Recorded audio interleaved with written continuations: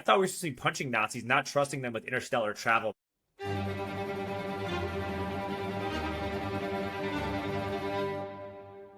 It's like, I identify somebody who's had 3 shots and 5 boosters. I would vote for a corpse over Donald Trump. If women didn't vote, we wouldn't have this mess that we're in right now in the White House. Last question. What stock should I buy? Nancy, you're the greatest options trader of all time. I just want to know what stocks I should buy. Obviously, then it's the tax on unrealized capital gains because, owning private property, it's a symbol of white supremacy. And, our land was stolen from the Indians, and you shouldn't really be allowed to own anything, to be quite honest. Price controls, they lead to shortages. Shortages lead to rationing. Rationing, it leads to equity. And she put up like thousands of black men in jail for smoking weed and kept them in jail like after their sentence. Well, going to prison, if people were to check their white privilege, going to prison, it's really a rite of passage in the black community. And maybe if these greedy corporations weren't price gouging so much, we wouldn't need to have cheap slave labor to make goods and provide services in order to help make things more affordable to working class people. Oh man, nothing like an army of involuntary celibates, right? Unreal. They're all they all got vaccinated, but they think they're edgy because they get to say a bunch of racist shit while hiding behind a frog meme living in mom's basement. A lot of these right-wing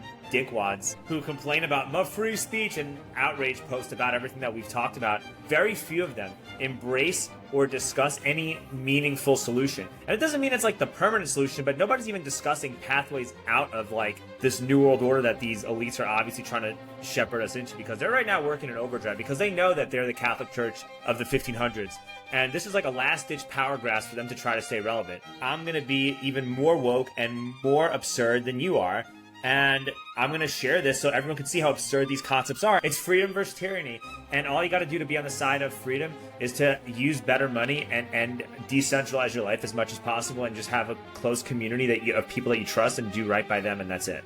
And learn how to grow your own food and work out and eat healthy and don't cheat on your girlfriend and try to have children. Today's modern nation state, today's legacy media has kind of replaced the Catholic Church. And now that we have an open internet, legacy media doesn't have the ability to monopolize information anymore. And when the church lost that ability with the printing press, they also panicked and became super tyrannical and super dictatorial and really started attacking people that disagreed with them on everything. They hung Galileo for saying that the earth was round. And that the earth revolved around the sun. And with where we are right now, I think this is just an inflection point for us to actually have a really prosperous future if we continue on this path. So I'm actually optimistic about human beings and society as a whole as a result of everything. The best way to fight tyranny is through comedy, and the most effective way to fight these people is actually not through brute force, but to laugh these people out of relevancy. My wife, right? We're in a polyamorous relationship. The lover that my wife took is African American, and I've learned so much about the struggle that people of color go through as a result of my wife's boyfriend. Greetings and salutations, my fellow plebs. My name is Walker, and this is the Bitcoin Podcast. The Bitcoin time chain is 860187, and the value of 1 Bitcoin is still 1 Bitcoin. Today's episode is Bitcoin Talk, where I talk with my guest about Bitcoin and whatever else comes up. Today, that guest is Alex Strenger, and I hope you enjoyed that little special intro I put together for Alex. It felt appropriate. To quote his website, Alex is a pedicab driver in Austin, Texas, who openly mocks government officials and establishment figureheads in order to preserve and ultimately expand our civil liberties. He went extremely viral a couple weeks back for his incredible satirical performance at the DNC, and as a lover of great satire myself, I knew I needed to get him on the show to shoot the shit. And trust me when I say there was much shit that was shot. Does that make sense? I don't know. But before we dive in, do me a favor and subscribe to the Bitcoin Podcast wherever you're listening or watching, and check out my sponsor Bitbox in the show notes. Or go directly to bitbox.swiss/Walker and use the promo code Walker for 5% off the fully open source Bitcoin-only Bitbox02 hardware wallet. You can also grab links in the show notes to protect yourself from SIM swap attacks and get 5G wireless service using Efani or Cloaked Wireless. I am a one-man show, so when you use my partner links, it genuinely helps me to keep this show running, and I really appreciate it. If you'd rather watch this show than listen, head to the show notes for links to watch on YouTube, Rumble, and on Nostr via Highlighter. But if you're like me and you prefer to just listen to your podcast while you do something else, I highly recommend you check out Fountain.fm. Not only can you send Bitcoin to your favorite podcasters to give value for value, but you can earn Bitcoin just for listening to this fucking podcast. Finally, if you are a Bitcoin-only company interested in sponsoring another fucking Bitcoin podcast, hit me up on social media through the website bitcoinpodcast.net or shoot me an email. It's hello@bitcoinpodcast.net. Without further ado, let's get into this Bitcoin talk with Alex Strenger.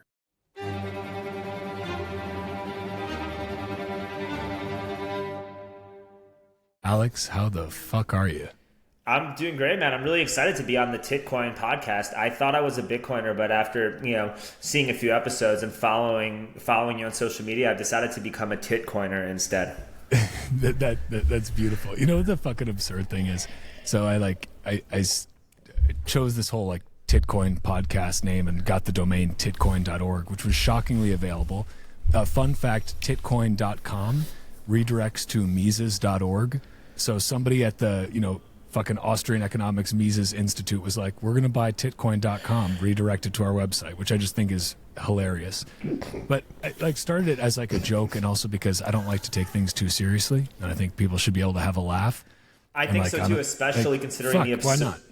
Well, dude, especially the absurdity of our political climate. There's nothing to, there's nothing else you can do about this. And dude, I checked my fridge. There's no alcohol in my fridge. I feel like a fucking asshole right now, Walker, because we talked about this earlier.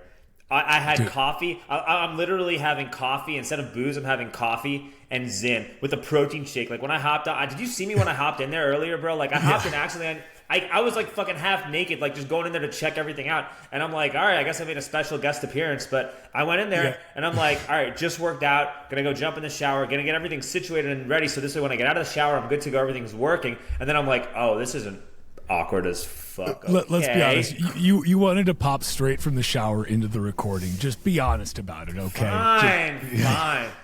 No, I'm kind of a weirdo though, dude. I edit videos while I'm taking a shit in the toilet too. Don't we all? I don't know. No, so when I went to the DNC, okay, I'm here because of the video that I made at the DNC or at the Kamala Harris rally, where I pretend where I was a proud white dude for Kamala Harris, hit on all the talking points, and nobody knew whether or not I was joking or serious because these absurd concepts are sadly mainstream thought in the Democrat Party, right? This is where we are right now. Fine, so be it. It's never been this easy to be average. It's never this easy to be extraordinary while only being average. So I'm fine with that. Okay, cool, whatever. But I was staying at this guy's place in Chicago for a couple days, right? And it didn't really work out with him as a host. But one of the things he got annoyed with. He was like, dude, the fuck is he was telling people, he was like, what the hell is wrong with this guy? This guy's editing videos on the fucking toilet with the sound on.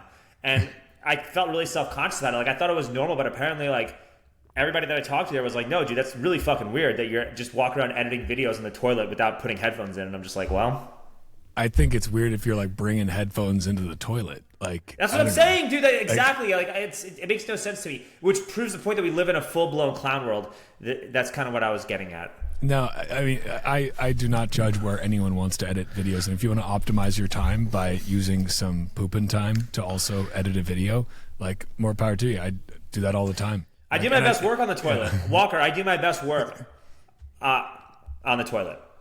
It's that porcelain throne. There's something about it. It really just it stirs the creative spirits, I think. There's something about getting the waste out and getting the creativity, giving it a channel to come in.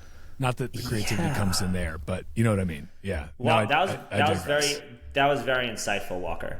It's something. I don't know if it's insightful, but yeah. No, that DNC video was fucking phenomenal. I watched it and as a let's say a self-proclaimed satirist myself, I saw this and you had me for probably about the first half of the video, but then it was just it was I don't want to say it stopped being good, but I had a couple little hints where I was like, oh, it's too perfect. It's too, but it was so damn believable. And I mean, I saw so many people who were just within that went mega viral. I'll drop some clips of this in the recording just so people can hear it. But that was an actual BBC reporter you were talking to, yeah? Yeah. Yeah. Okay. Can you maybe we should back up. First of all, okay, who the fuck are you? How did you get here today to be making these mega viral satire videos, obliterating clown world ridiculousness? Let me take my tobacco patch out. Okay. Put in a new one too. Yeah. Right. Okay. My name is Alex Strenger, I drive a pedicab in Austin. I also make rap songs about conspiracy theories, and I speak at city council meetings to expose the absurdity of the clown world that we're living in, because the best thing that you can do, the best way to fight tyranny is through comedy, and the most effective way to fight these people is actually not through brute force, but to laugh these people out of relevancy, right?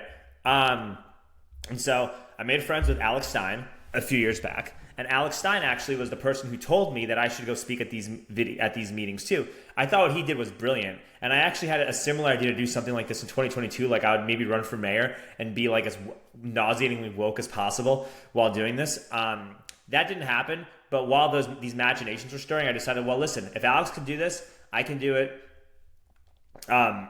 just as well or slightly worse.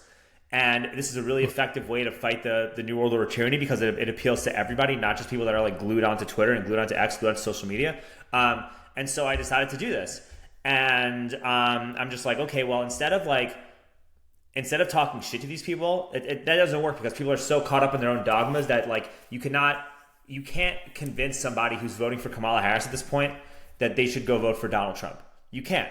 So instead of trying to like argue with people, which is a waste of time, it's like, why go through a wall when you could go around the wall to the other side, right? So like my view is like, okay, instead of doing this, I took some improv theater classes a while back, and one of the cornerstones to improv theater is you have to say, yeah, it's yes and, yes and, yes and. Like, that's how you do the scene, is you add to the scene. So I'm like, okay, I'm just going to agree with you until you get sick of hearing your own views get regurgitated back to you. And we're going to leave the conversation as friends, and I'm going to be even more woke and more absurd than you are. And I'm going to share this so everyone can see how absurd these concepts are. And then the goal actually is for these people, if these like liberal politicians are smart, and some of them are getting smarter, like Cenk Uygur. I saw his interview with Lex Friedman, super intelligent, even though there's some disagreements, he's starting to get it, right? If these people were smart, they say, we're not trying to do this shit. What are you talking about? We're not doing this at all. These are terrible ideas. This is not what we want to do. All we want to do is make it so you can afford to go to college and afford to eat real food and help the middle class, right? That's what they should say in response to this, right? It would shut me down completely. Like, there'd be no purpose for me to do this. But no, they don't do that. They shadow ban it, they ignore it, and they double down on these absurd ideas and try to normalize it. And so I'm like, okay, well, as long as you guys do this, I'm going to just keep making these videos and show how absurd these concepts are. So like, I've been doing this for a couple years. I made a few other videos at City Council that have blown up. I've done some fake petitions. I did one at Texas State about a year ago where I convinced a bunch of women on campus to sign away their right to vote. How did you manage that? I said, hi, ladies, would you like to sign a petition to abolish the 19th Amendment in order to get rid of women's suffrage?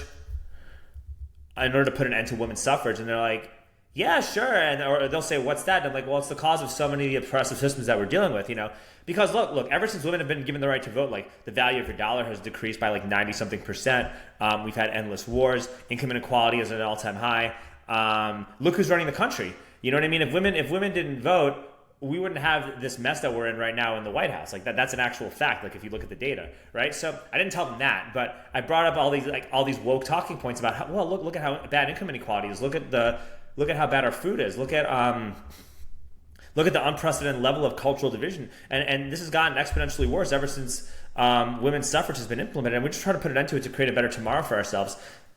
Fill this signature sheet up in like 10 minutes. So did a bunch of videos like that, right?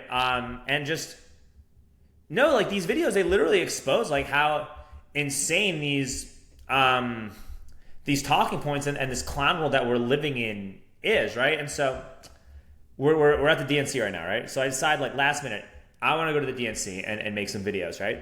And the goal for the DNC was to just show to see firsthand whether or not the enthusiasm for Kamala Harris was real. And that was really the goal, to just document that the enthusiasm wasn't real and it was totally astroturfed. And so we were at the protest, all the, like, pretty much everybody, like, probably at least half of the left-wing protesters, 95% of the protesters that were protesting in Chicago against what's happening in Gaza, none of them are voting for Trump, dude. Like 95% of them would never vote for Trump in a million years, okay? All super left-wing. But they're calling Biden genocide Joe, Kamala Harris killer, Kamala Harris, all this other stuff, right? Signs galore, abandon the DNC, you don't know these people, your vote, all this shit, right? And so I'm like, okay, well, you get these people on camera saying that. how do the Democrats win when half their voting base doesn't want to vote for them? A. And then I'm like, well, let's go to the Kamala rally and see if she's really packing stadiums. Let's see if this is real. I go there. She's packing stadiums, Walker. That's not AI. That's real shit, right? Yeah. So I talked to people there, and I made another video where I'm just like, where I pretend to be a white dude for Harris, and I'm really excited about Kamala, and I'm just like, guys, I would vote for a corpse over Donald Trump, and I know you would too. And Kamala replacing Joe Biden, it's not like it's going to change my vote, but I'm like so much more excited to vote now, right? And pretty much everybody said the same thing. So like all these people there are just, these aren't new voters. These are just people that are just more excited to like cast their vote. And it's scary because this many people are still brainwashed by DNC, CNN, DNC, whatever, clown world propaganda.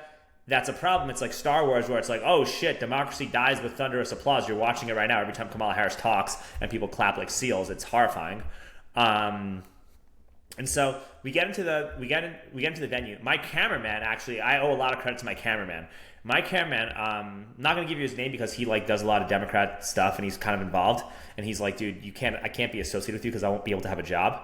And I'm like, well, no, you'll just get a job in right-wing media. Don't worry about it. And he's like, fuck you. I never want to do that. But that's fine. It's good that we're coming together and we still work together and we get along well and we riff off each other.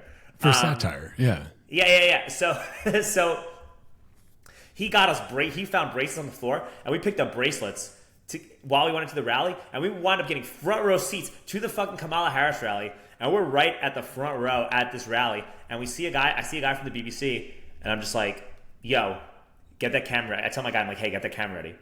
And I go up to him like, hey, I want to do an interview. I'm really excited about Kamala. Can I do an interview? And they're like, yeah, go ahead. And I'm just like, and then they're like, well, why is he what about him? And I'm like, well, yes, that's my cameraman. He's filming because I want to document this, because I want to share this with my friends and my followers about why it's so important to vote for Kamala to save democracy and all this other bullshit, right? And he's like, fine, go ahead, whatever, okay. And so we filmed ourselves talking to the BBC reporter, and like, instead of going to the protest in Chicago, and this wasn't at the DNC, this was a Kamala rally in Milwaukee, Wisconsin. I had my friend Chris Don Harris. He is a really good photojournalist, really good videographer. He drove us, because he lives in Milwaukee, he drove us to Milwaukee while we were like, he drove us to the rally, like instead of going to and then he got back for the protest, right? So he drove us there, and if it wasn't for him, we wouldn't even be there. But we go there, and then I talk to the camera guy, and I'm just like, everything just hit on all cylinders, and I'm just like, no, I literally encapsulated what a typical Kamala Harris voter sounds like, and I think it hits so well because everybody understands inherently how absurd these policy platforms are, and how like no matter what the media tells you, nobody wants the next 4 years to repeat what just happened in the past 4 years. Like nobody fucking wants that, and I think it just very much hits home based on that video. No, it does. Okay, there's a lot to pick up on there. First thing that I would caution against is correlation does not equal causation, which with women's suffrage, and this I would attribute. I think it's too easy of a cop out to try and say that, well, if women didn't have the right to vote, we wouldn't have these problems. It's like, fuck, for men have literally run like all of civilization except for like the past few years, and we fucked it up pretty damn good. No, I mean, obviously this is like sad. Like Richard Nixon, and I know you're satirizing too, but I just want to make sure for anyone listening who does not, because I know your satire is too good, and I know that people are not. This is the only reason I clarify this. All right, I want to clarify that Richard Nixon is a fucking dick. His name is Dick Nixon, so it's okay to call him Tricky Dick. Yeah. Tricky Dick definitely has a penis. He's male presenting, presumably, and he is one of the major causes of all this. Also, I'd like to say FDR is a much bigger piece of shit than most people acknowledge. He was the first one to really get us off the gold standard. If we want to talk about actual decline in Western civilization in the United States, get us off the gold standard. He interned in internment camps shitloads of Japanese Americans, which is just fucking insane, not to mention his socialist version on communist New Deal, and then people treat him like he's some fucking hero. now I'm digressing, but I just agree with that. No, dude. And then Yeah. Woodrow Wilson got the Federal Reserve to be created too in 1913, which you could literally map out how America's declined ever since, like through each successive era. Yeah, no, exactly. And so again, I know this was satire on your part, and I appreciate your commitment to deep satire so much. But I wanted to make it clear for anyone who's listening and is like, what did he just say about women voting? Like, don't worry. It's a joke. It's a joke, guys. It's a joke. Men, we fuck all the shit up. But anyway, there's also a lot of okay. Oh, go ahead. No, there's also a lot of like people that there's like calls like I don't call it, other people call it like the woke right, and there's a lot of people who are like actually in that segment that genuinely actually believe this stuff. And my view is like the abolish the night, like in all seriousness, like the whole abolish the 19th chant is like the right-wing version of defund the police. So I understand that it is inherently retarded, but it's also like objectively hilarious because it is also kind of true that if you look at the voting demographics, we would have a new president, and these problems that we're dealing with right now probably would not be occurring. Well, again, I would and I know you're getting me here. I know you're getting me here again. You're waking up my wokeness. But like that's the thing. Like, so I famously say, much to the annoyance of my wife, because I say it so fucking much. So I kind of get it. I'd be annoyed at me too. But there is no red, there is no blue, there is the state, and there is you. Agreed. Yeah. Meaning, and I find the need to clarify this more and more, because some people be like, what do you mean? You don't see a difference between, Kamala Harris and Donald Trump, or you don't see a difference? What I mean is that ultimately the two-party system is a false dichotomy that is created to make you choose between Coca-Cola and Pepsi-Cola and give you the illusion of choice. I am not saying that there are not large material differences between Republican and Democratic candidates, especially as we get down to lower levels of government, state, local. I think that those are actually far more important, and we should get back to a model of governance in the United States where the federal government isn't such a bloated, fat, fucking gerontocratic behemoth. But that's beside the point, right? Like, well, that's also never going to happen. That's also never going to happen. Well, like, actually, one thing that I saw Trump said recently, which I was like, that's actually beyond any of the Bitcoin stuff.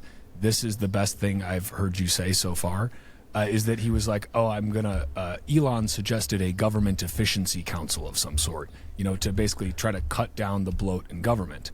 And like, if he actually does that, that's great. I think the best thing any president could do is fire as many people as possible in the federal government. Like, that is the best thing that we could do, is get rid of the bureaucratic state. Whether or not that actually happens is a different story. But like, we've got so much fucking bloat. But again, I digress here. But you've triggered me so much with your deep satire. But this is the beautiful thing, right? Is that what I loved about your video and the work that you do is that great satire is, in my opinion, indistinguishable from ridiculous reality. Like, when reality gets so absurd that you can't tell if something is satire, that alone is the signal. That is the signal of how absurd everything is. That so many people watched that video and thought, yeah, can you believe these fucking Kamala Harris supporters? They're ridiculous. Like, you're doing satire and people think it's real. That makes it good satire, because they can't tell the difference, because everything is so fucking stupid. Like, that's an incredible thing, but it's also so sad that we're at that point where you could say those things which are so insane, but like, you probably have a lot of people who watch that and were like, yeah, no, great points all around. Yeah, absolutely. White dudes for Kamala. Like, my mind is boggled. Like, it's nuts. No, it is, but it actually makes me like bullish on humans a little bit, because I think that what where we're at right now is kind of similar.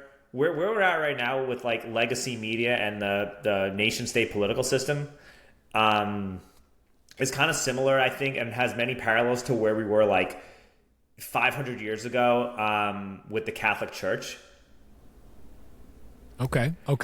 Because like, expand, all right, so like in the 1500s, right, like the Catholic Church had a monopoly on information, right? Like, the only way you would get reading material before the printing press was that like scribes literally had to make books in like these monasteries that, Like making books was actual proof of work, where they did painstaking, backbreaking labor to like actually make books, and only a very small group of people who were like lords and noblemen. Even some lords couldn't even read, right? Like no, the only people that could read were clergy and noblemen. And so there was a huge consolidation of like power and wealth, and like, you know, because of like the climate and stuff from like, you know, 600 years ago, like the 900s to 800s, like a lot of small farmers had to like literally basically give up their land and have the church own their land for them.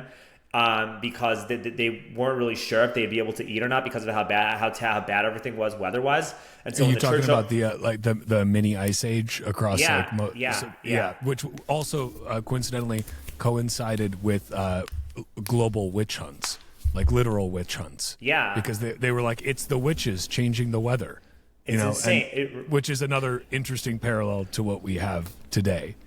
But continue. Yes. Okay. So what I'm saying, and I'm not like an expert on this, I'm just kind of like been learning about this recently. And it's that as a result of these factors, the Catholic Church wound up gaining its extraordinary amount of influence, because the church wound up buying everybody's land and just kind of like redistributing whatever everybody else grew, so that everyone kind of like got fed. And then the church just kept the lion's share of everything, because that's the nature of centralization. And then they wound up getting like a monopoly of information. They wound up being like the main source of power. And then once the printing press came about, everybody, like a whole lot more people were able to like have access to information that only a small group of people had. And so that the people that like the church used to call heretics and blasphemers and all these and witches and all these other things now became thought leaders. Right. And now they had their own sects. Now they had their own groups. Now, like you started creating, now we got the Enlightenment. Now we had all these other things that led to the American Revolution, that led to modern nation states, that led to where we're at right now, that led to a resurgence of art, led to industrialization, led to technology starting to like really boom and really created a huge increase in the standard of living. And now where we're at right now is basically like today's modern nation state, today's legacy media has kind of replaced the Catholic Church.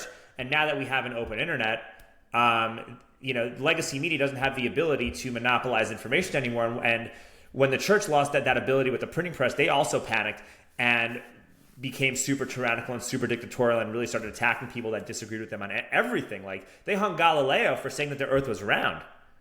And that the earth revolved around the sun, you know?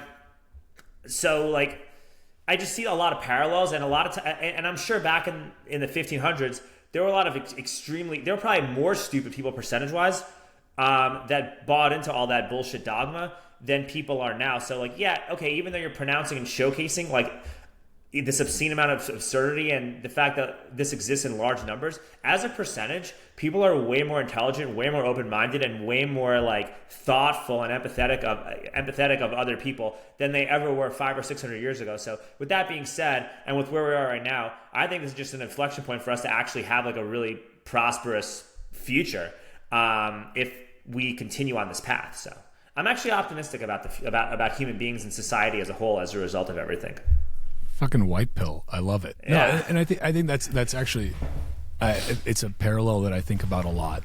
Is that, and we're not the first to think of this parallel between the printing press and the dissemination of information, and the internet and dissemination of information, and like the problem being with the internet is like also any tool, of course, that can be used by people to resist tyrannical rule can be used by tyrannical rulers to oppress said people. And that is kind of the black pill on top of the white pill right now, is that yes, we have right now more tools available to us, like in this this thing we call a phone, which is a computer we carry in our pockets. We can do more, like fucking hey, they were doing stuff by hand to send men to the moon and we still did it. Allegedly, the Earth is flat, and the Earth is flat, and we never landed on the moon. And I'm actually what's behind the ice wall? Sure, the moon landing what's stuff. behind the ice wall? I have no idea. I haven't the ice wall. I haven't looked into. I have not done my homework and looked into flat Earth the way I should have. But there's very simple tests you can run. There are extremely simple tests that you can run yourself in your backyard with a flashlight if you want, or a laser pointer probably, and you will see some curvature.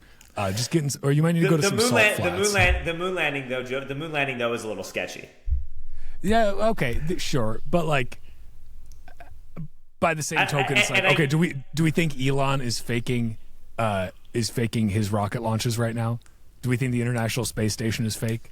Like, the same people who think that the moon landing is fake generally think that, like, maybe the Earth is also flat. There is a correlation, and then those same people are blaming the Jews for everything. Yes, I understand. Yes. Okay, I get all that, but that being said, we still apparently lost the technology to go back to the moon after having gone in 1969, and then you're making phone calls on a landline to Richard Nixon, when they landed in space on the moon, when people didn't even have like Game Boys back then. It just seems like odd, right? And then NASA and the Pentagon got these extreme, like, obscene amounts of funding to do God knows what, like manipulate the weather, create diseases, do all types of crazy bullshit.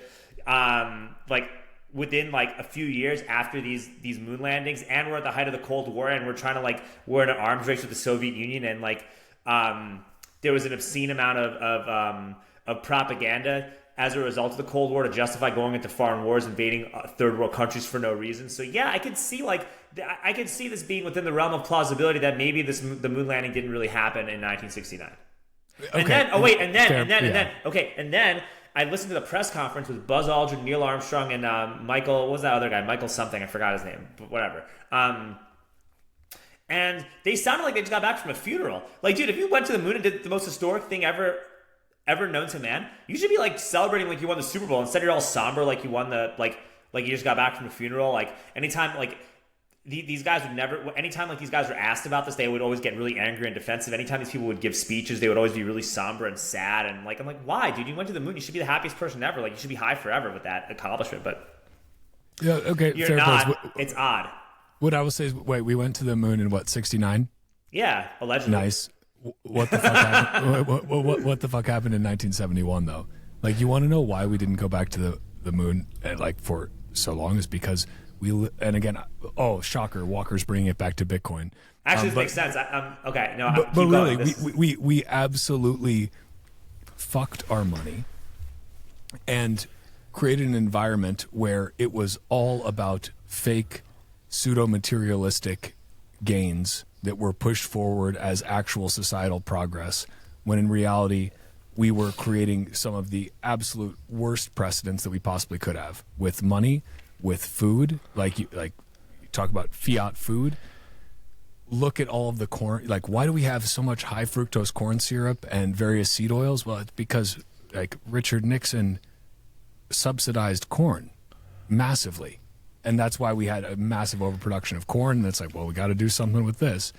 My point being, or I should say the larger point that I think both of us can agree on, is that the fact that it's plausible because the government lies so damn much is really the important thing, right? The fact that also people, I think there's a different contingent of people, like maybe like younger folks, who think like the government sent, like the United States government, that shit show sent people to the moon. Like, no fucking way. They can't even figure out a website. Like, no, like, nice try. Like, you're not getting me. Like, I feel like there's like some Zoomers who are like, yeah, no, there's no way that fucking broke ass government did that. And then the head of NASA was an actual Nazi named Werner von Braun. Was like Hitler's right hand man, head Nazi freak scientist, and that guy's the one in charge of our space program. I'm like, dude, I thought we were supposed to be punching Nazis, not trusting them with interstellar travel, but I don't know. It's cool if it's for science, apparently. Yeah. As long as they run our intelligence agencies and tell us to wear masks and get vaccinated, then whatever, right? Fuck yeah. So yeah, I dig this conversation already, because this is going to be the conversation of infinite tangents, and that just feels right. Other infinite tangent, because I do want to get back to like your vibes at the DNC, because just speaking of things that seem implausible, one thing that I find incredibly implausible is that Kamala Harris went from being the most like disliked vice president, like polling, if you believe polls, which I don't know, do you believe anything? Okay, set it aside. Let's say you do believe polls, like disliked vice presidents ever, like historically unpopular. And then all of a sudden it was like, we're with her again. And she is stunning and brave, and she is a breath of fresh air. And actually, we're after saying that Joe Biden is sharp as a tack ad infinitum for so long, we now all somberly acknowledge that Joe Biden sadly is declining a little bit, but still not declining enough to stop running the country, just to not run for president again, because he was obviously going to lose. But now we are all so behind Kamala Harris. And like this was, I'll be honest, an incredible PR campaign. Like in terms of public perception or supposed public perception, an incredible PR, like credit where credit is due, an amazing PR campaign to turn her from the hated, cackling vice president into the one who is, the change you can believe in, Barack Obama in female form. Like, wow. It's mind-blowing how much the media message can coalesce so quickly. And that's always like a flag for me, is everyone in every media outlet saying the exact same thing at the exact same time? Well, if so, I don't know, something's weird. Okay, well, Walker, this is exactly why Trump has to win, because this apparatus needs to be destroyed in order to actually have a functioning, prosperous society that moves us into the future. You can't move into the future if you're mimicking the same form of leadership that the Catholic Church initiated in the 1400s. And that's what legacy media is doing right now. And so if you actually want human flourishing, if you actually want to get rid of the problems that these people are identifying, if you actually want to go to Mars and and have colonies in space and put an end to hunger and have unprecedented technological advances and live in a society where like possibilities for growth and exploration are infinite, this system has to be dismantled. It has to be dismantled, and it has to be dismantled right now, because if they don't dismantle this system, they're only going to become even more emboldened to not only repress like free speech and repress like regular human beings, but they're going to repress progress. And if you repress, and like the opposite of progress is actually death, Walker. Right? And if you like repress progress, the only thing that you're accelerating is human extinction. And so like if you love humanity, if you love planet Earth, if you love people in general, I don't even actually have right-wing viewpoints really at all. You know what I mean? I think my views are very like normal and in the middle and kind of apolitical, to be honest. I just see what's happening. But if you just love if you love humanity, if you love prosperity, if you love innovation, if you love being creative and making things and having purpose, you have a moral obligation to make sure that this system that we have right now is completely eviscerated. And there's no better opportunity to eviscerate this system than by getting Trump back in office. That being said, Trump is not going to save you. It doesn't mean that you rely on Donald Trump to do the things that you shouldn't do for yourself. But the reason that you want Trump in is to send a very clear and loud message that this form of communication and this form of governance and this way of talking to people and sharing information is just not going to be tolerated anymore if you want to have a prosperous future. But we had him in office already. Why isn't the swamp drained? Oh, he'll never drain. Okay. Just Alex, great question. I'm gonna kick back on you every time. Just great, so you know, hey, like great question. I'm coming at you. Great. All right, that's a great question. Here's how I'm going to answer that. All right, you're not voting for Trump to drain the swamp. You're voting for Trump for a couple things. One is to send a message that this type of propaganda doesn't work anymore. Okay, that the deep state propaganda of Joe Biden being sharp as a tack and repeating these points ad nauseum, and then going to Kamala is like fearless and stunning and brave and yada, yada, yada, the vaccine's safe and effective, stand with Ukraine.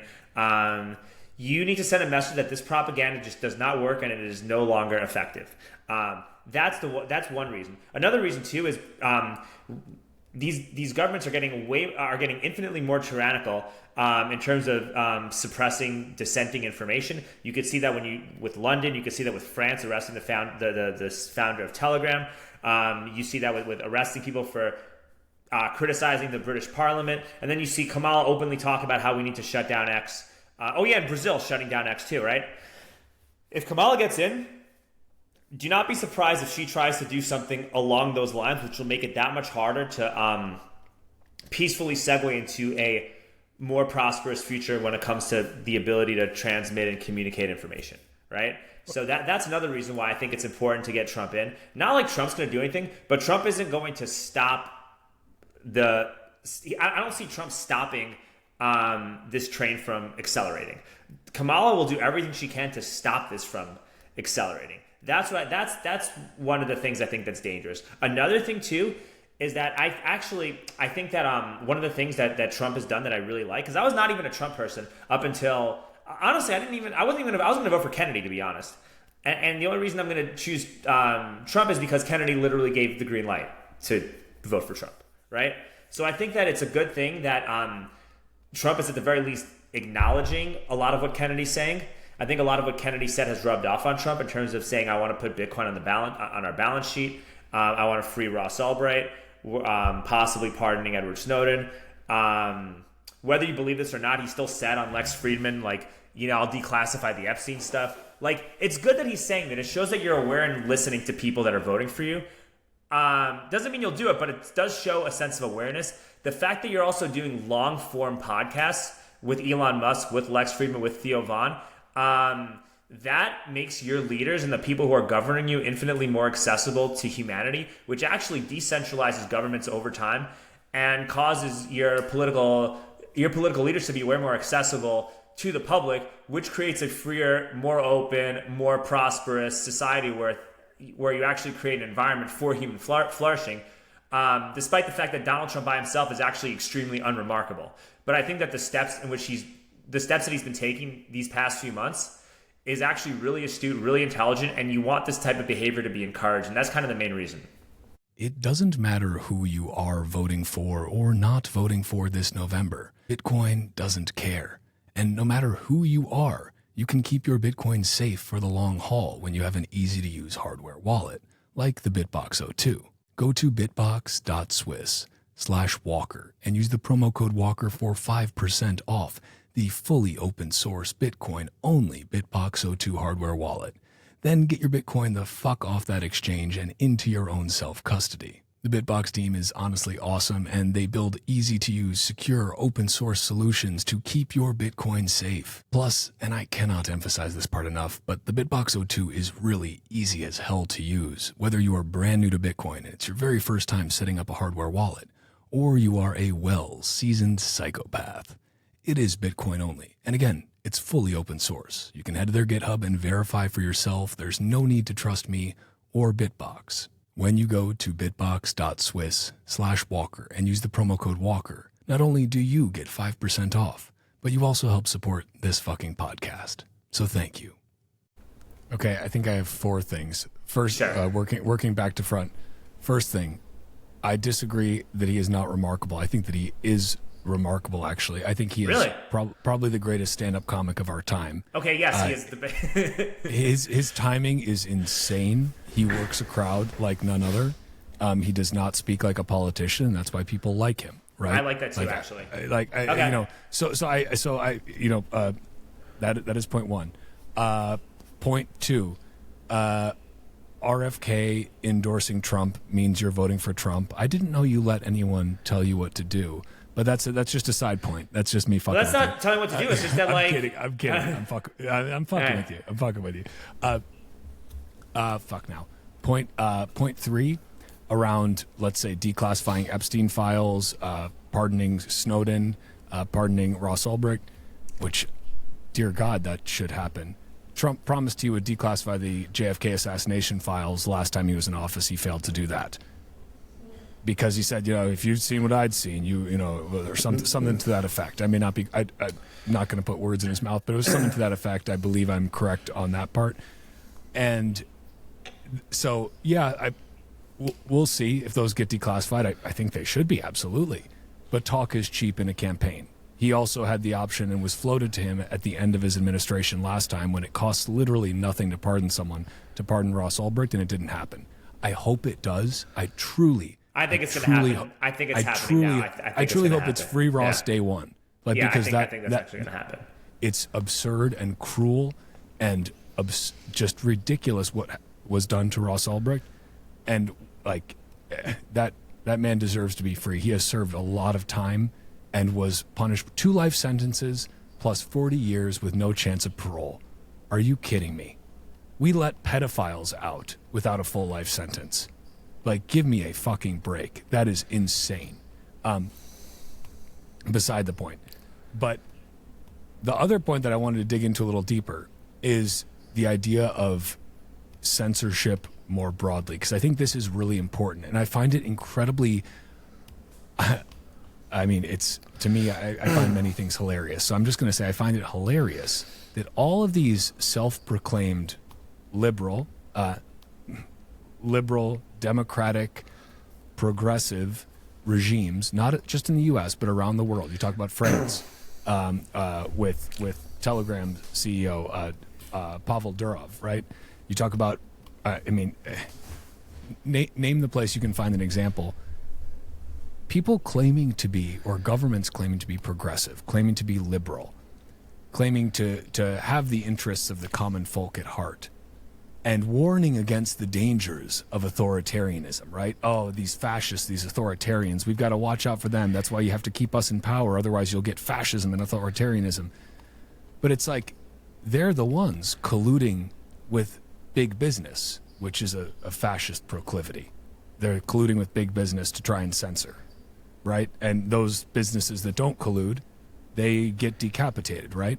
They're the ones who are pushing censorship, which is the most antithetical thing. Censorship is as antithetical as you could possibly get to the idea of liberalism, liberalis, free man. Like, that is as opposite, diametrically opposed as you could possibly get. So I find it just so fucking absurd that people try to sit on their high horse. This is leftist politicians, and I can rip on right-wing ones too, don't worry, but I'm going to rip on left-wing ones right now. Yeah. But like, they sit on their high horse and they try to claim we're progressive, we're liberal, and they always do this thing too, which I don't. Who decided that politicians need to do this with their like thumb and finger when they talk? It's like they're wagging. It's like they're wagging a stick at you. You know what I mean? Yeah. It's like it's better than point. Like, somebody was like, pointing is bad, so don't point. You should just do this with your thumb, and everything will be fine. Either way, digression again. But do you like? Is that not just the most fucking absurd thing in the world, that you can pretend to be liberal and then literally be a fucking authoritarian? But this is a tale as old as time, right? Is authoritarians masquerading as liberals, as progressives, as change makers. But it's like, but we just have to consolidate power first, and then we'll make the changes. Yeah, but just give us all the power. Like, it's the Catholic Church in the 1500s. That's what they are. This is the Catholic Church in the 1500s. That's who they are. I think communicating it through that lens kind of wakes a lot more people up, and wakes people up who are on the left, right? Because if you're a left-leaning person, and all of a sudden you start realizing that your political apparatus is governing themselves and acting pretty much identical to the Catholic Church in 1453, you're going to say to yourself, wait a minute, I'm not voting for these motherfuckers. They literally represent the opposite of what I believe. That's crazy. And then, these same people are the ones calling like Donald Trump a threat to democracy. And look, I don't think he's a savior at all. I think another reason why I want him to win and want to vote for him is because I'm just kind of like done talking about him. And what I've noticed is that the left thinks of him as a dictator, and people on the right, generalization, Walker, but they think of him as a savior. And after 4 more years of a Trump presidency, you're going to realize that he's neither, and that he's a center-right politician whose method of communication is going to revolutionize society in a very positive way. But him by himself is not really going to do all that much, but it's going to lay a framework for a much more prosperous society, just based on the steps that he's taken by doing open Twitter spaces and talking about embracing Bitcoin and doing all these things. And I think that's my realistic viewpoint. And then if Trump were to lose, he becomes martyred forever, and then we never stop talking about him until the day he's dead. You create this invisible boogeyman, and that's like a communist playbook, is that these people will always need an invisible boogeyman to help consolidate power. Trump, being right around the corner, creates that boogeyman for them to consolidate power forever, which is horrifying. And that's why he's got to win, so that boogeyman no longer exists. And that's kind of my viewpoint. Not to mention the fact that like people like Nick Fuentes wind up becoming the new right-wing thought leaders, which literally causes these communists to consolidate power even more to the point where you just won't have rights at all. So I remembered, I don't know if it was my fourth or fifth point, but it was about long form interviews, because I actually think that that's a really powerful thing that Trump does, like sitting down and having these long conversations that are unedited and unscripted, and it's just a conversation. It harkens back to the days of like presidents doing, their fireside addresses, but it's actually much more real because there's somebody else talking to them and asking them questions versus just them being like, hello, America, like, I'm Jimmy Carter. Like, this is not to, I'm not comparing Carter to Trump very obviously. But like, I think these are really powerful things, whether or not you like the guy or not, to be able to sit there and do like, cause long form is like what we're doing right now. I'm slightly smaller than Lex Friedman's podcast. Like I think just like a little semantics, bro. Come on. Just like a little bit smaller than his podcast. But like those conversations I think are really important, because I think it's also it's a rejection, and this is something that Joe Rogan really was the pioneer of and got really right, and folks like Adam Curry, who literally invented podcasting. He's the podfather. He's the podfather. Yeah, God bless the podfather, man. Awesome dude. But like they figured out that like, look, people are sick and tired of these 30-second, 60-second, 5 minutes if you're lucky, news bites with, the one exception being like 60 minutes, because it's 60 minutes. But even that is super scripted. That's scripted and edited and like, oh, we didn't like that. But like doing stuff fucking live and having these long form conversations, I think is really powerful, because people they yearn for something that is more than these shallow fucking propagandized takes that they are inundated with day in and day out and have been from the legacy media. And like that's why like you look at not even Joe Rogan, Lex Friedman. Look at like a slightly lower tier than that, like somebody like Dave Smith, who I think is a fucking like brilliant dude, hilarious, and like a also great comic, but also a great podcaster. He is not on the same level as Rogan and Friedman in terms of like, if we're talking about how much his RSS feed is getting pulled, how many views he's getting on YouTube, but he's pretty big, and he's fucking bigger than CNN. Like he will get more viewership, more downloads, more listens, more watches on one of his shows than CNN or MSNBC or Fox News for that matter, which is like the one that still has like the best primetime ratings. But during their primetime segments, because it's literally people in airports and like a couple of boomers at home who have the TV on for the dogs that are the only people watching legacy news. And like that is really powerful. The legacy media, I don't know why anyone still advertises on legacy media. Like that blows my mind. There's still so much money going into that. What's curious, you can't be getting a return on investment. Like no way. Well, Walker, what's curious to me is how are these legacy media companies even still solvent after these past few years? Great question. Like this whole report came out with like Tenet. Have you heard about what's happening with Tenet? A bit, but let's educate me more, because I've only got like the headlines. Okay, I'm in the same boat. I'm team Cliff Notes right here. But based on the Cliff Notes, it's like an independent media company, and there's all this the DOJ's investigated them for getting a bunch of money from like Russian billionaires, and getting money from like people. Like some of the hosts were getting obscene amounts of money, from unknown sources, and those sources claimed to wind up being emissaries of like a foreign country, which is Russia. Okay, and this becomes like the big deal, like, oh my God, look, Russia's is influencing our elections again, and yada yada yada, and again, quote. Right. Okay. Let's remember we can Russia's get into that influencing later, our election. Okay, but then I'm like, well, hold on a second, like, maybe they should have done more due diligence in terms of, maybe Tim Pool should have like done a little bit more due diligence and asked, well, why am I getting paid $500,000 an episode? This is kind of weird. I should like consult with somebody and see what's going on. Obviously, right? But that being said, how much money, like, how does a company like CNN that's lost so much of its viewership stay solvent, right? How are like these local news outlets, how are local propaganda mainstream news outlets still profitable? How many people still read the New York Times? How many people still listen to NPR? How many people still like because I don't know anybody who listens to this stuff. Like you go on X and the viewer count of Tucker Carlson on X was like almost 10, 20, 30-fold more than whatever he listened to on Fox. And that was one of the top listened to shows on network news. Joe Rogan gets infinitely more views than anybody, than Don Lemon ever would, right? Like, it just seems like, you know, even the videos I've shared on Twitter, on X, have gotten more visibility than certain programs on mainstream news. And then if you look at some of these mainstream news pundits, when they tweet or post, they have like hundreds of thousands of followers and get barely any engagement. When Don Lemon was doing interviews outside of CNN, he was getting like 3,000 views. So it's like, okay, well, why is there no investigation about how these guys are still solvent and still functioning? Like, how are they able? Like, who's paying them? Who's paying them? Where's, like, what about the corruption in mainstream corporate media? Why were the people that are getting paid? Why were half these people in Tenet, like, well, Lauren Chen specifically, like, she was literally spewing like anti-Trump propaganda and saying things to get people to not vote for Donald Trump, and saying repeal the 19th Amendment unironically for real, which just makes conservatives look silly and stupid. But then the DOJ and the mainstream media is going to say that this is a Trump operation. I'm like, no, this is actually an operation to do the opposite. And Vladimir Putin has openly said that he would prefer a Kamala Harris presidency over Trump any day of the week. So it just smells like bullshit to me, because yeah, maybe they should have done better due diligence, and maybe, yeah, okay, foreign countries put money into like funding news operations, but like, whoa, we don't do that in other countries.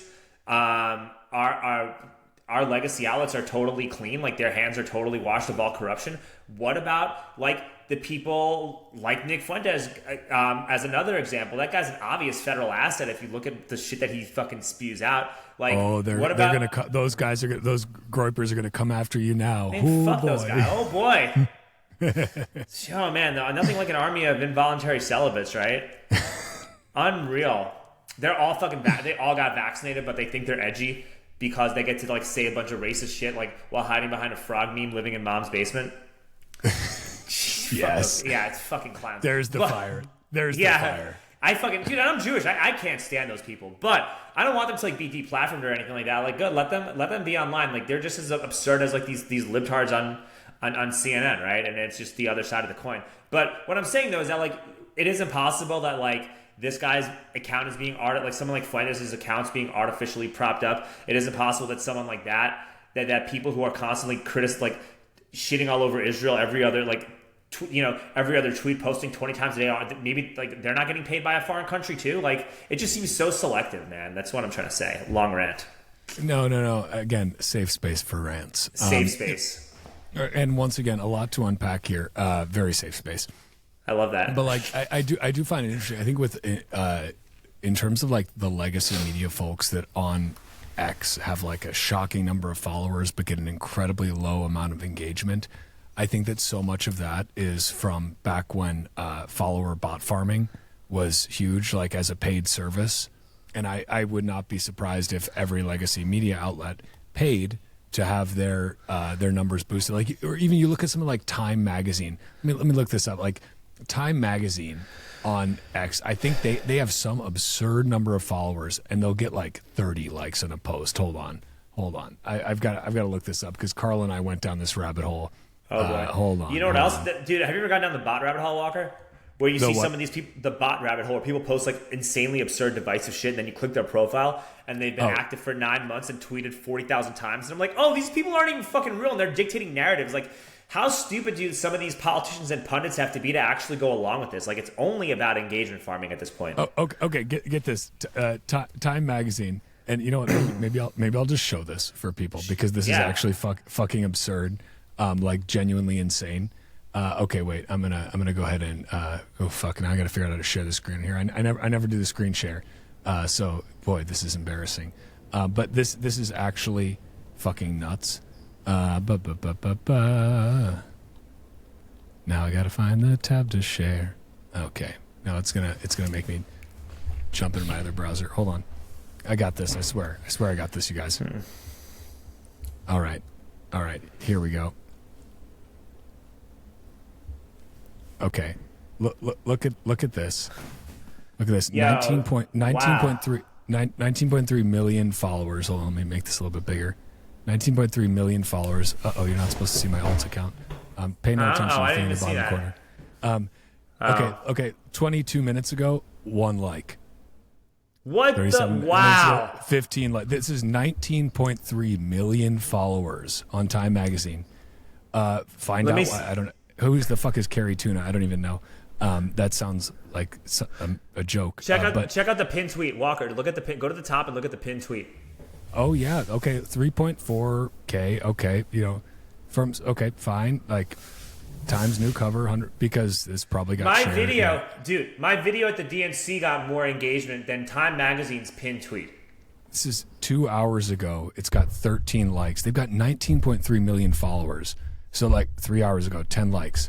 Like this is my point. Like, well, okay, one could argue, well, that's just because of that's just because of the fact that X deboosts links to other platforms. But no, it doesn't matter because 19 million is 19 million, bro. That's ridiculous. That's insane. So my point being that I think so many of these accounts that have been around for a while in the legacy news are completely fabricated in terms of their follower counts. So the follower counts don't actually mean anything. It's like this old world, badge of authenticity. Like, oh well, we're Time Magazine, so we're the good guys, right? We'll tell you the truth. We promise. And then it's like, you go over on Nostr and people are like, yeah, don't give a fuck how many followers I have. Doesn't matter if you've got, 1 follower or 100,000. Like, you can have something that goes super viral because it's organically valuable to people. And I think that's like, and I know you're on Nostr as well. Like, this is where I see, like, it's still a very small user base. But I think that as much as I enjoy X, and I want to hope that Elon continues to stand by his principles of free speech. Freedom of speech, not freedom of reach, as he has himself said. It's still a throat to choke. Like, Elon's throat is still one to choke. I'm not advocating for choking his throat. I'm speaking metaphorically for the spooks who are listening. But, like, that's the beauty of these decentralized protocols, is there isn't a single throat to choke. You can go ahead and choke one, but more just pop up in its place. And I think this ends up being the future of media, is decentralizing even more. Podcasts have already done that to a huge extent, decentralizing the media landscape. Social media has done that to a huge extent. But the problem is that in each of those social media instances, you still have a centralized platform which still has a CEO in charge. And that in and of itself is the vulnerability, Yeah. Nobody can get rid of your Nostr account because they need your private key. So, like, Right. So just don't send it to yourself in Gmail, like, for example. Yeah, don't send. Yes, do not do that. Very bad idea.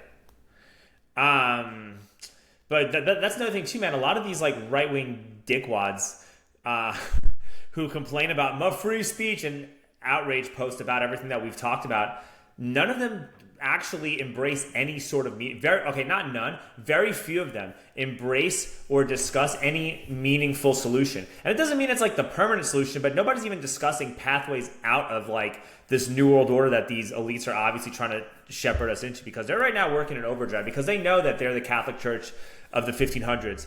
And this is like a last-ditch power grasp for them to try to stay relevant. And I think that once everybody realizes that, it's like, okay, don't fight back physically. There's no need to. Like, there's no point in arming yourself and trying to physically hurt somebody who can't do a push-up. It just doesn't. It's Well, you should still arm yourself because it's your goddamn right as an American. It's your right, but I'm saying that like the people that talk about revolution and revolting and all this other crap, it's just Fed posting, right? And it's just it's not real. Like, it's what I'm. Yeah. Nice try, Fed. Like, yeah. Okay, yeah. Oh. Okay, Fed boy, cool. Yeah. Yeah, neat. Tell me more. Or Fed girl, like Fed girl. Yeah, we see through you. Exactly. Right. So what I'm trying to say though is that like these people that they complain and complain and complain, it's like, dude, go on Nostr, okay? Like it's obvious that the government is going to, like what happened with Tenet, eventually it's going to happen to you at some point in time, right? And you don't know when it'll happen to you, but at least take steps to like prepare yourself for when it happens to you. At least communicate in a way that you're not like that you're deliberately like not trying to stir anger or division or animosity amongst the public, because honestly there's really no need to. These people are not even that powerful. People, their power is all an illusion. And a lot of why people think they're so powerful is because a lot of these right-wing commentators give them more power than they actually have, because they monetize from this, they profit from this. They're like, hey, help support us against the fight against the globalists and this and that. Go boost my platform, go buy my supplements, go on my podcast. We're fundraising to get these same politicians in office to help fight the New World Order tyranny and this and that. I'm like, all right, but you don't own any Bitcoin. But like, what the fuck? Like, but the only way that you want to get paid is through Venmo and PayPal, and then you just complain about PayPal shutting you down because they don't believe in free speech. Okay, why are you using them? Why are you fucking using these things then? Like, go use something else. And yeah, I get it, you have to use them now, but like, we're at the point in time and we're at the infancy stage of this where it's okay to like have Venmo, but also say, yo dude, here's my Lightning wallet. Hey man, give you a discount if you pay me with Bitcoin. Here's my cold storage. Like, let's get a framework in place so that you don't have to worry about that. Like, start paying people with Bitcoin for basic goods and services. Like, and very few people are doing this. Like, I just got my podcast on the Fountain app, because why not have an extra way to communicate? Why not get rewarded for what I'm making? And instead of complaining about like my post not getting engagement on X, which is totally selective, by the way, it's all about whatever the elites want to be the main talking point. That's why all these Nick Fuentes Jew-hating fucking psychopaths were getting boosted so much leading up to this election, because it's a clear Fed op to make anybody to encapsulate people who love freedom and love America with those guys. I mean, anybody with half a brain can see that. So I'm like, okay, well, if I'm not, and I don't want to play the game because I don't need cuckbucks that badly where that's important to me. I have principles and dignity and use better money regardless. Like, this is not relevant to me. And you see a lot of people for who they are by selling out and doing all this engagement farming stuff. But like, dude, if you use something like, there's no engagement farming on Nostr. It doesn't work, right? Like, you can't communicate on Nostr the way you would communicate on X, because people would just be like, man, fuck this guy. This is a waste of time. You're communicating in the most fiat way possible. This is stupid. We're ignoring you and unfollowing you, and we don't want to even interact with your posts. But on X, you get rewarded for just being a degenerate. Like, you have people that have millions of followers that make thousands of dollars a week just posting pictures and embedding other people's videos as theirs. Like, I'm kind of, I really like, a big reason I wanted to go on this podcast too is because I want my Nostr to get boosted. Like, I got less than 200 followers on Nostr. Like, I want more followers. Like, I want to post more on Nostr. I want to have the same type of engagement on Nostr that I have on X, because it's a better platform, and more people should use Nostr, because then when they try to choke point alternative media, it becomes that much harder for them to do that. And then eventually they have to say, okay, well, like, we've been exposed so much as tyrants, I guess we got to live with this. I guess we have to interact with them. I guess now we have to have these open-ended dialogues where we have to let the boot off and give people a little bit more autonomy in terms of how things are governed. We have to have faith in the people that we're lording over. So I don't know, man. It just gets me, like, it infuriates me that these people will complain and complain and complain. Like, these people will complain and complain and complain and complain. No solution, no attempt to try to solution. Even when you, if I try to put my NPub on X, the reach gets shadow banned. It's ridiculous. Yep. No, I'm so glad we went down this tangent as well, this rabbit hole, Alex, because I think this is actually so important. Because, and this is one of my, like, big, I guess you could call it a pet peeve, or just an absurdity that I find funny and also just pathetic, is exactly what you've just said, which is that so many of the people that claim to champion free speech, that claim to champion, wanting to, change the way things work, wanting to make things better. It's like, if you're not using Bitcoin as your preferred money, and you're not using Nostr as your preferred communication protocol, then you're just LARPing. Like, it's as simple as that. And so, like, all these people, it's like, oh no, I was banned from this, I was banned from that. Okay, yeah, go to my Patreon and send me some cuckbucks. Here's my Venmo. Send me some cuckbucks. It's like, no, you're just a fucking LARP. Like, you think you're fucking hard, you think that you're edgy, And like, you're literally monetizing your edginess very well, might I say. Like, great. You're doing an awesome job of it from just a pure how many cuckbucks are you getting perspective. But like, have you no dignity? Have you no actual morals? Have you no actual fucking principles? Do you not actually fucking care about making a difference, about making a change? And the answer is, of course you fucking don't, because if you did care, you would make the change.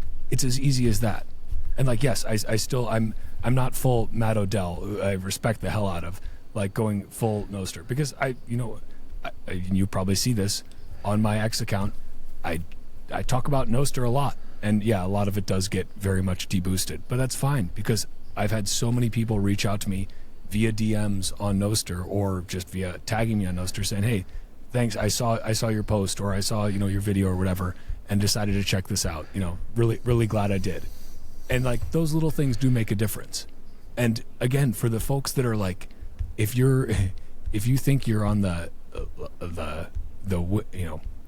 moral side here, and you're championing free speech, and you're championing, a better system of government and defunding the deep state, but you are not adopting Bitcoin and using Nostr, then, again, you're just LARPing. You're spinning your wheels. You're doing it for show. It's an act.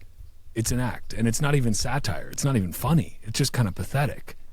And so, like, I think I would hope, and like, again, some of these folks that are more like influential and have very large followings, it's like, you can tell your followers, hey, I'm going to be posting stuff on Nostr. By the way, I say Nostr, not Nostr. I'm just going to throw that out there just so we didn't have a weird moment later.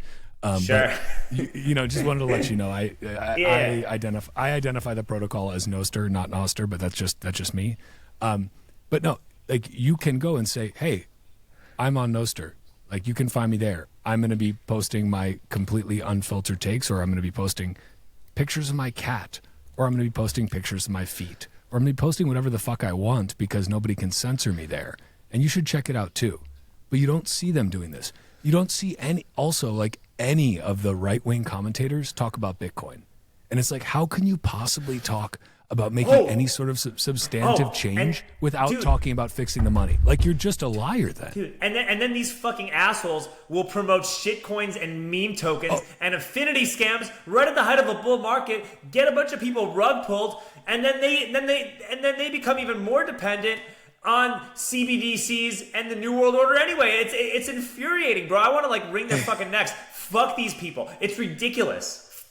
It's such a fucking and you're right. Like, that is like the extreme, and I've seen a lot of that too. And it's like, Jesus Christ, like what? Like, so you don't actually, like, this is that is the telltale sign. Like, oh, this is just an act. You're a fucking grifter, man. Yeah. Yeah, and you some are of these people, a I grifter. like them and I'm friends with them and I'm stuff like that, and like they've shared my videos, and like there's nice things to be said about them helping to get my visibility out. But I'm like, bro, you're hurting your own viewers, man. Like, are you really? If you're a real patriot who like loves America, you're like hurting.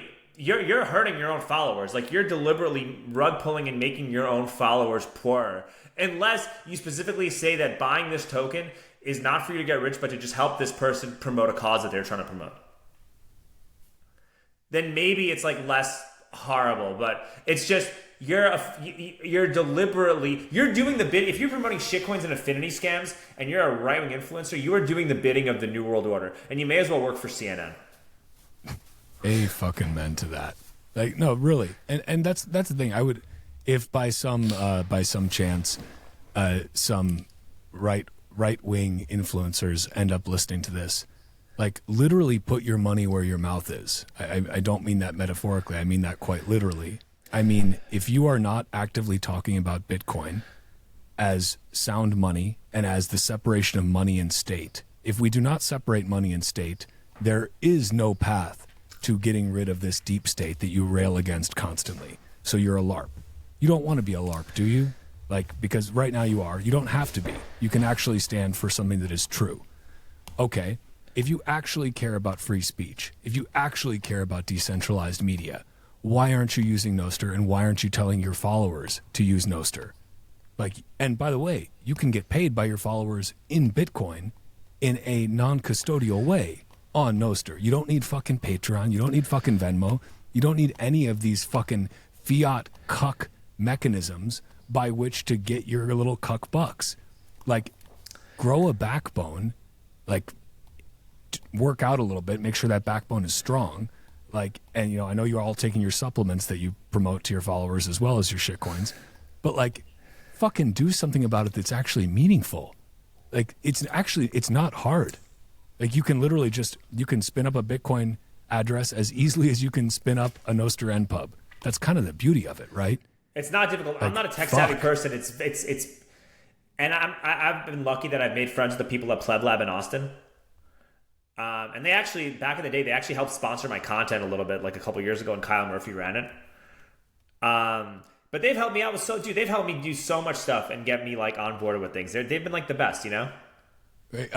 Kyle at Babylon?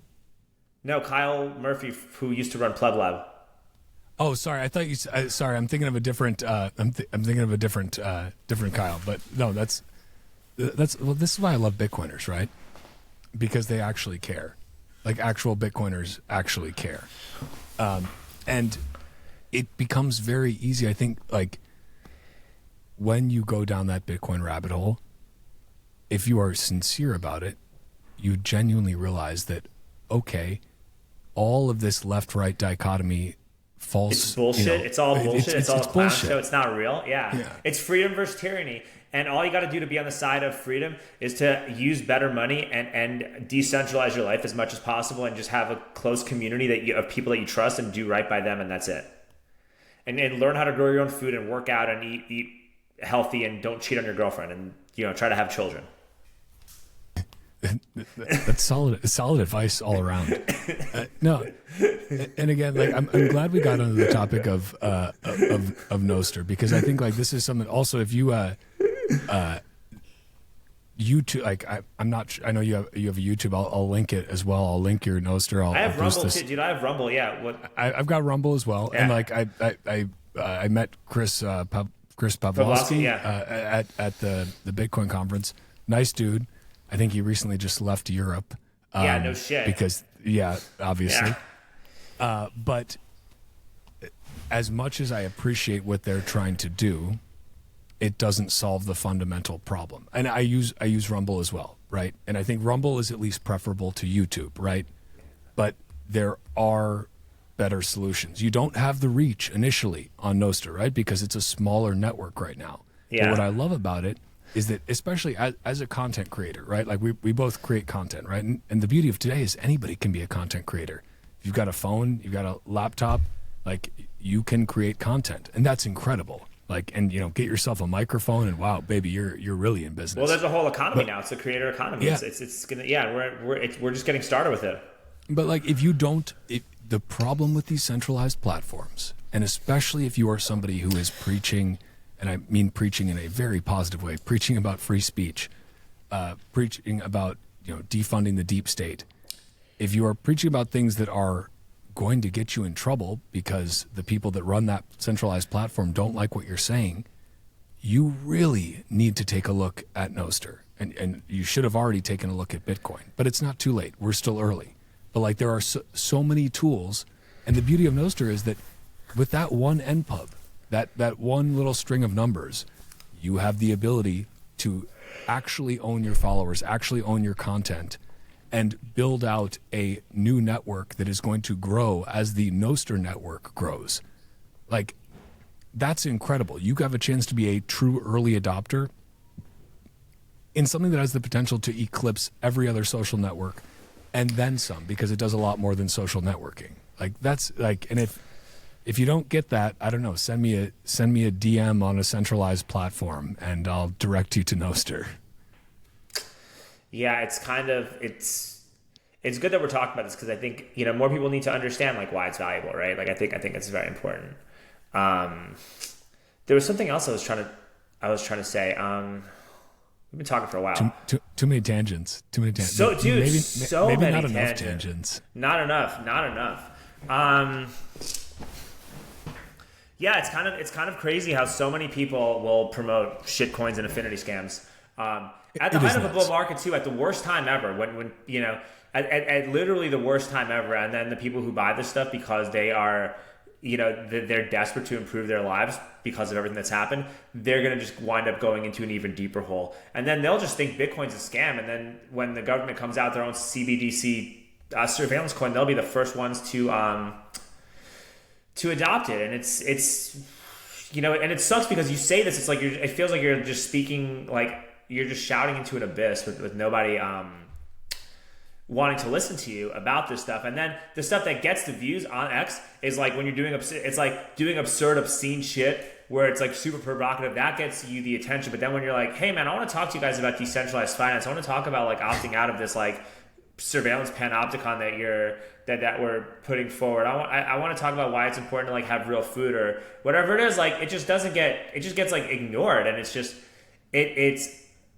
Dude, that's kind of why I wanted like my goal for the recognition I got through this video is I really just want to do as many Bitcoin podcasts as humanly possible, because like I actually genuinely listen, man, I'm here to fight tyranny. Like I'm doing this because I don't want to eat bugs, I don't want to live in a pod, and I don't want to have a social credit score. Okay, like that's why I'm doing this. Like I'm not doing this because I want to get paid or make a living. I actually am very happy driving an adult tricycle in Austin, and I just want us to have a good economy and you know, a prosperous foundation so that I can continue doing that and have a really amazing quality of life without having to feel the pressure and stress of having to confront a politician or go to a city council meeting or worry about being on a list or something for God knows what. And so I'm genuinely doing this because I just want to live in America, right? And I don't know where I'm going with this, but it's just, it would be nice if more people shared. We're doing this for the same reasons why I was doing this. Amen to that. And again, you don't have to know where you're going, man. Not on this show. This Not a clue. You know, safe space, very safe space. But no, I appreciate that, and I'm gonna blast you out on Nostr and tell folks to give you a follow. And if you're listening to this and you're not yet on Nostr, especially if you're a Bitcoiner already and you're listening to this, like, what are you doing? Like, genuinely, what are you doing? Like, it's right now predominantly Bitcoiners on Nostr. And the beauty of that is that it's being developed by people who have an actual open source freedom technology ethos.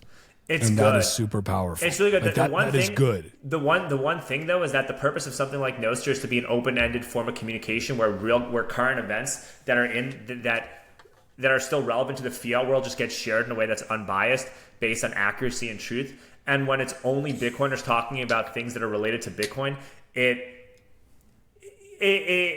kind of almost dilutes like the purpose of why something like Nostr is supposed to be around. Like, you know what I mean? Like it's eventually, and hopefully sooner, it just becomes like a lot of the people. It should be a backup, a very viable backup option for every big content creator on Twitter or on X who has similar viewpoints to us. They should all be using. I really think that they should be using this protocol.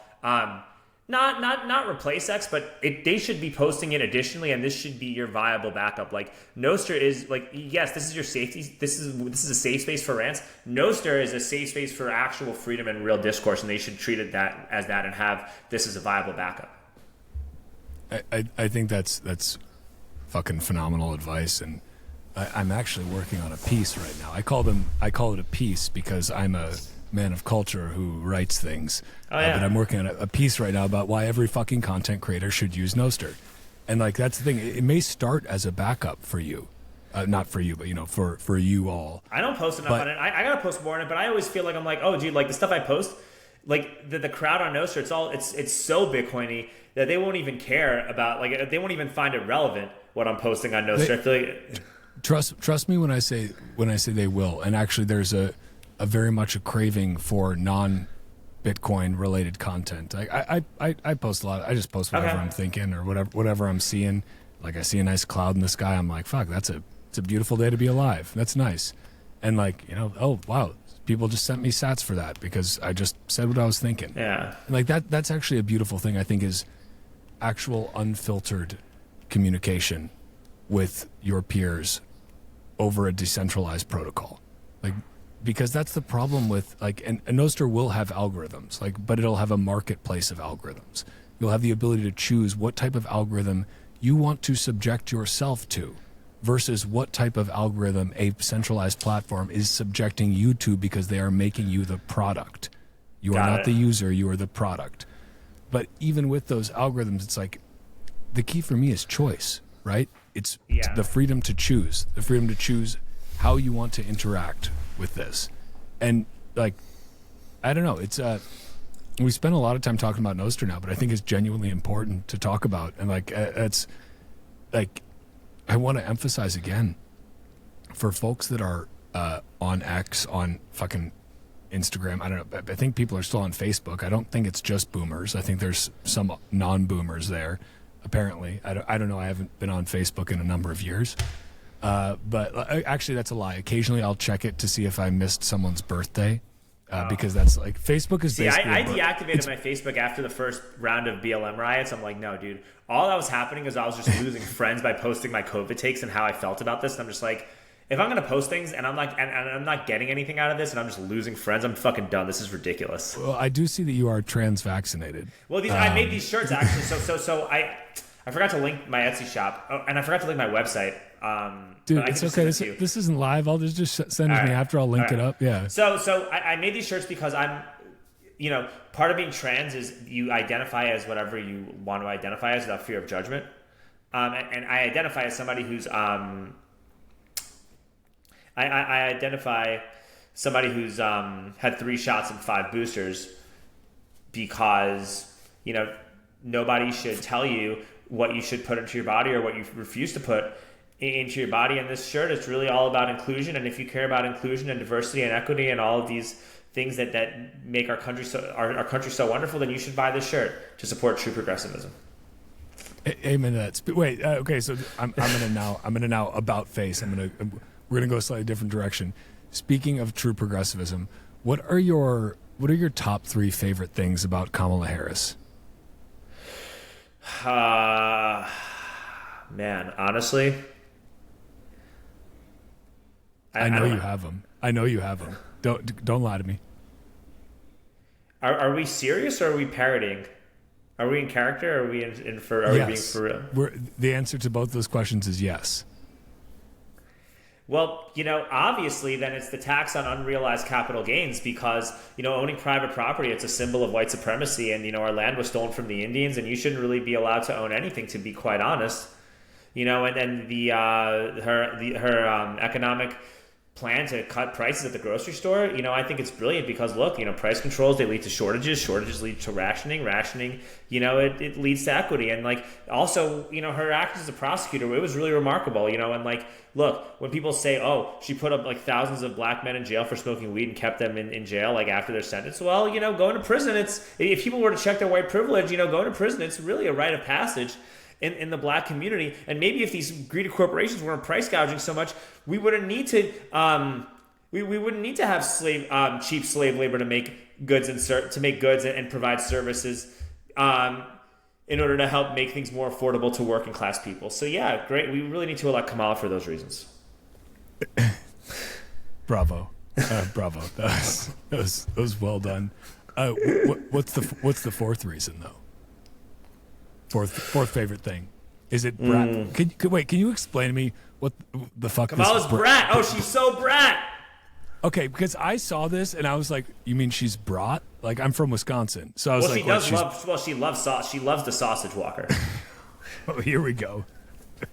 But no, I literally saw this and like being the small town Wisconsin guy that I am, I was like, brat? Like, you mean brat? Like, she's into brats? Like, I hope she's boiling them in beer before she puts them on the grill. I hope she boils those brats in a 5 Miller Lite. If this is how they have to market her, it's like a literal sign that she is awful. Right? Because there's never been a politician in history where you didn't market that politician based on what they can do to help Americans. Right? No matter how bad things have been, this is the first time in history where a political candidate for president, front runner,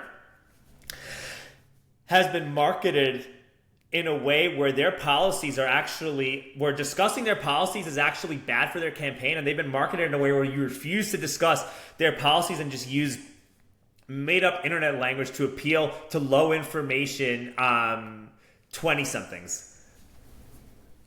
Yeah. It's kind of insane. It's kind of crazy. It actually shows like how dystopian and how much devolved we've gone into clown world. And that's another reason why this type of behavior cannot be rewarded, Walker. That's why she cannot win. Yeah. This is absurd. Man, it is kind of nuts. I will say also, excuse me, too many of these Miller Lights that I should have been using to boil my brats.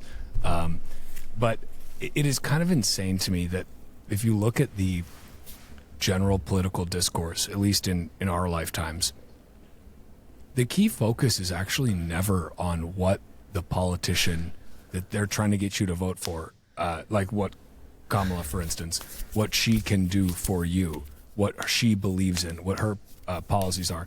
And this isn't just for her. This is for, let me clarify, this is for anyone on the right and the left. Hey, Walker, I gotta plug my computer in because my battery is kind of running a little low. You're good, and then I'll finish this really insightful thought. Okay, Go, finish it. Okay. Plug it in. All right. We're not live, so we're good.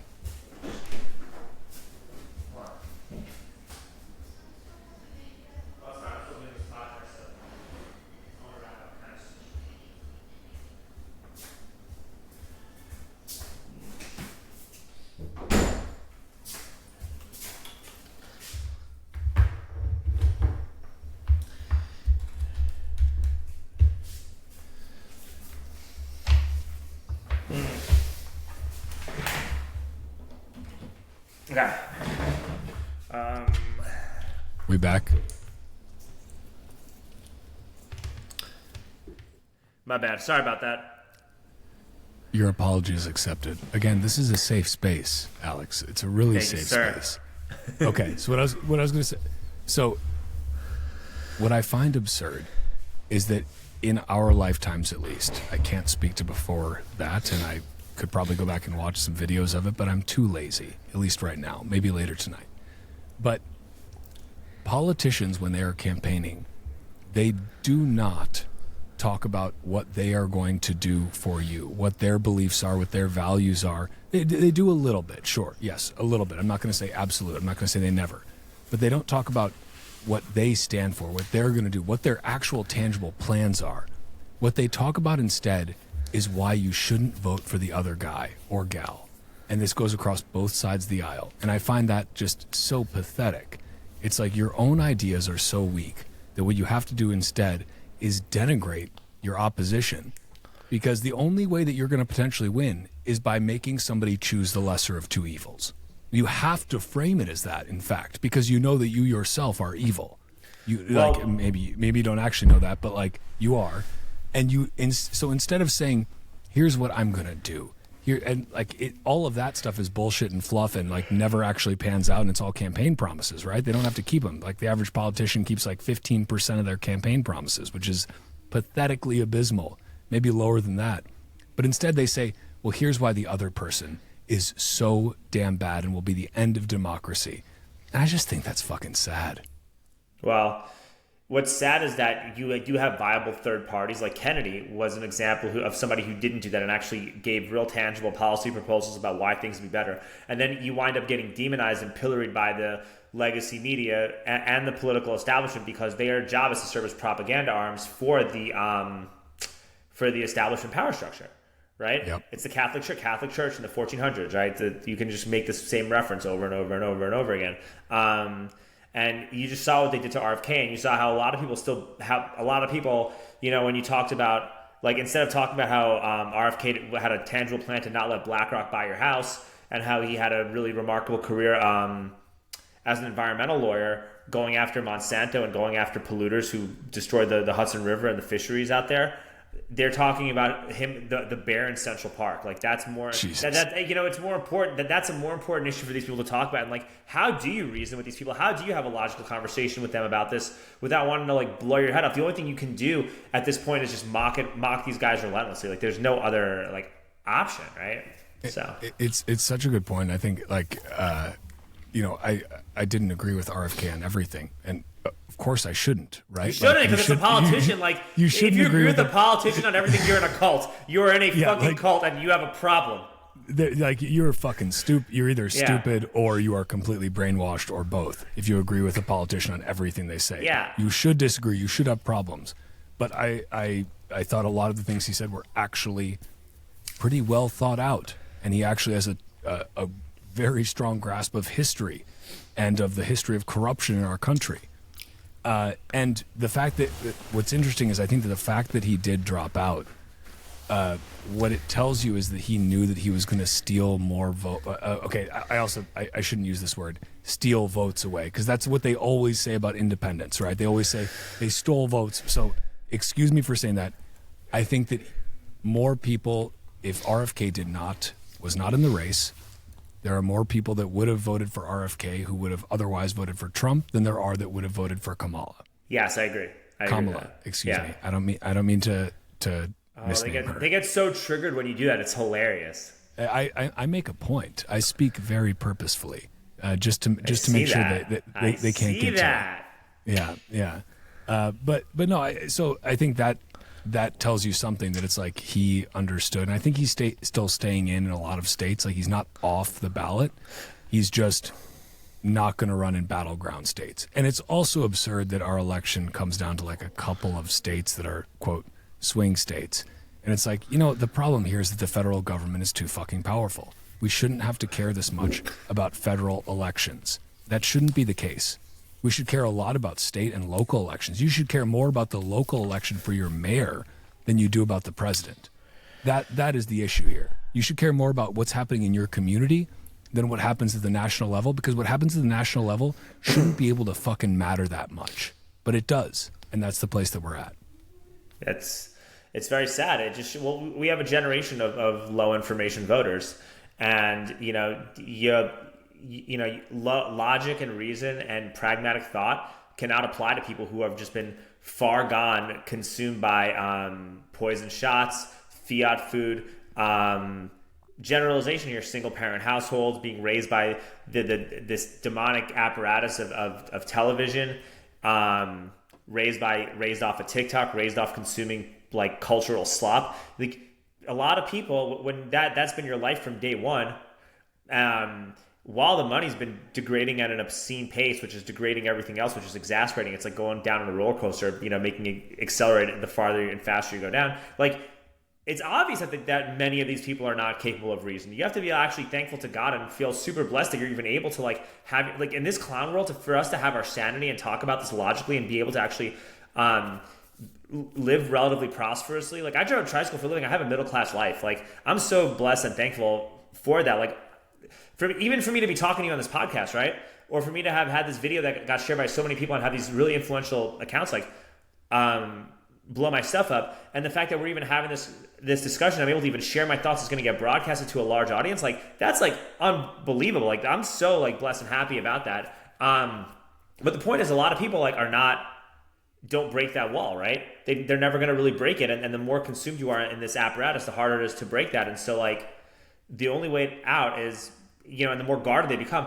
Humor and jokes and comedy is how you kind of break people's walls and help people kind of see what's going on, right? So I think that it's just the only thing that you can do to really convince people, and it doesn't happen over and over again, right? You'll never convince a hardcore Kamala supporter to go vote for Trump. Who cares? If you get it on video and you do a good job of mocking these ideas, well, maybe you'll convince 5 people who are on the fence. Maybe out of the 10 Kamala voters who see that video, maybe 1 or 2 of them will decide that maybe they just won't vote this election. And so I think I look at it from that perspective. It's a game of inches, and your goal is not to change everybody's mind. Your goal is to just be genuine with how you communicate, so people can empathize and understand where you are, and that just creates better dialogue going forward. Fuck, man. Amen. My one problem with what you just said is it's pronounced Kamala. It's pronounced Kamala. So just please, if you could, Now I'm worried you might be doing it on purpose, and I find it highly offensive and a bit triggering. But no, real talk. That was real talk. Also, I find it very triggering. But I think that's a fucking beautiful point. And I think that, again, this is why my show is called the Bitcoin Podcast, also Titcoin Podcast, also just Titcoin, because we need to remember that humor is what they cannot take away from us unless we let them. My lovely wife Carla, her family escaped communism, and one thing that her dad always tells me, because I find that they have so many jokes that they tell, like an encyclopedic knowledge of jokes that they can just rattle off for every situation possible. And I asked him once, I was like, how do y'all know so many jokes that are like really good jokes, like amazing punchlines? Like these are good setups, they're good leads, they're good punchlines, like they fucking hit.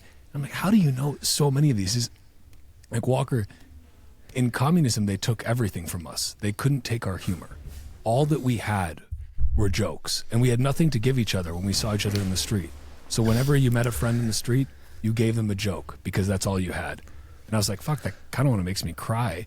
But like, that's also so beautiful and powerful. Like, humor is the thing they cannot take away from you. They cannot strip that from you unless you let them, unless you become this sterile, castrated being. So like, don't be afraid to fucking laugh. Don't be afraid to make fun of the establishment. There's a reason the court jester existed and was like the one person who was kind of immune from getting beheaded by the king, right? It's because people realized that you needed humor to be able to ridicule those in power. And if you didn't have that, you were truly powerless. Yeah, amen to that, 1,000%. And also, we better make these jokes and mock these people now while we still, while we still actually can eat and have a house and not have to live in pods and eat crickets for sustenance. Yeah, fuck the pods, fuck the crickets. Fuck all of that. Yeah. Sustainable development, fucking bullshit. Fuck that. Yeah, they take their private jets to climate summits. It's absurd. It's we're gonna need to. We're gonna need to do another one of these, Alex. You know that, right? Absolutely, yeah. When are you in Austin? Well, that's a great question. When should I be in Austin? Whenever you like. All right. Well, I'm gonna take that as an open invite.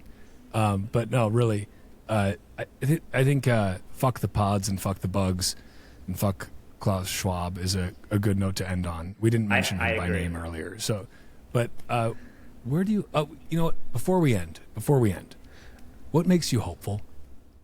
Well, what I talked about in the beginning is the fact that, legacy media, the current political system is similar in many ways to the Catholic Church in the 1400s. And once the printing press came into being, we literally had the Enlightenment, we had industrializations, and we've experienced an unprecedented level of human flourishing compared to life under the Catholic Church. And there's so many parallels to that right now, and we're just in the beginning of that. And I'm really hopeful that I'm actually a part of this newfound revolution. And the internet right now is like the modern day printing press, and my voice is part of that revolution to move our society forward. So I'm hopeful about that. We have better money. More people are becoming aware and actively involved in growing their own food. More people are homeschooling their kids. The threshold actually for open dialogue has increased exponentially over the past 4 years, especially since COVID. So I think human beings are becoming a lot more evolved than they ever were in the past. And it looks bad because you see a whole bunch of horrible things like Venezuelan gang members taking over apartment complexes in Colorado, drag queens reading to kids on fucking hormone blockers, all this fucking degenerate, crazy bullshit, right? But the fact that it's so out there in front of you means so many more people are seeing how absurd this current apparatus is, and that's the first step towards change, is realizing how absurd your current situation is. Once again, amen. And one last note from my side. If you are a right-wing influencer or a left-wing influencer, and if on the right you are LARPing about freedom of speech and defunding the deep state, and if on the left you are LARPing about progressivism and true liberalism, stop LARPing, study Bitcoin, get on Nostr, and be a fucking, be the change you actually want to see, not to sound like a fucking cliche, but stop LARPing. We all see through it. Maybe your idiot followers don't, but those of us who are awake do. And you and I are pretty woke, I'd say. Very woke, but actually woke in the sense that we are awake. Our eyes are open, and once your eyes are open, they cannot close. You can never close them again, and that's a good thing. And at first, it's really scary and overwhelming, right? But then once you come to terms with it and understand it, you're like, no, this is actually awesome. I see things exactly for what they are, and I know how to plan for the future. I know who to talk to. I know exactly what the blueprint is, and it just becomes like, it almost becomes like you're a future teller when it's not really that. It's just very obvious what's out there, you know? It's like you see through the Matrix. Fuck it, wake up, Neo. That's right. All right, Alex, this is a fucking pleasure. Where should people go? I'll link stuff in the show notes, but if there's anywhere specific, you sent me stuff already. You were well prepared. I sent you a whole bunch of things. Yeah. Okay. So let's start with the Bitcoin stuff. Follow me on Nostr. It's Alex Strenger. My NPub's in the description.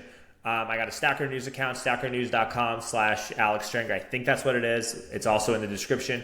I just created a Fountain account for my podcast, Convos in the Pedicab. Now that we're done with the Bitcoin stuff, we'll go with the fiat clown platforms. You can follow me on X at the Alex Strenger, Instagram Showtime Alex Strenger, YouTube and Rumble type Alex Strenger, AlexStrenger, Spotify Convos on the Pedicab, and then SoundCloud. I'm the Notorious White Boy if you want to hear my educational rap song. So I think that's pretty much covered, Walker. Fuck, that was you rattled those off so quickly. I'm quite impressed by that. Thank you, Alex. This was a pleasure. This was a trip. This was full of tangents, which I very much enjoyed. I appreciate you. I appreciate that you are bringing some fucking humor and deep satire to this world. Thanks for what you're doing. Thanks for coming on another fucking Bitcoin podcast. No, I love it. We definitely got to do this again. And next time you're in Austin, dude, hop on the Pedicab, Walker. I'd love to have you. Oh, fuck. Let's do it. Let's go. All right.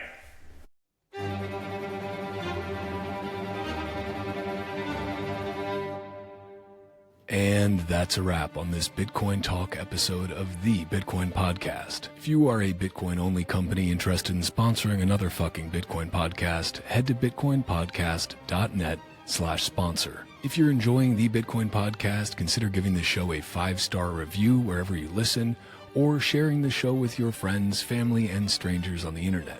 Or don't, Bitcoin doesn't care, but I always appreciate it. You can find me on Nostr by going to primal.net/Walker. If you want to follow the Bitcoin Podcast on Twitter, go to @Titcoin Podcast and @WalkerAmerica. You can also find the video version of this podcast at youtube.com/@WalkerAmerica and @WalkerAmerica on Rumble. Or just go to bitcoinpodcast.net/podcast and find links everywhere. Bitcoin is scarce. There will only ever be 21 million, but Bitcoin podcasts are abundant. So thank you for spending your scarce time to listen to another fucking Bitcoin podcast. Until next time, stay free.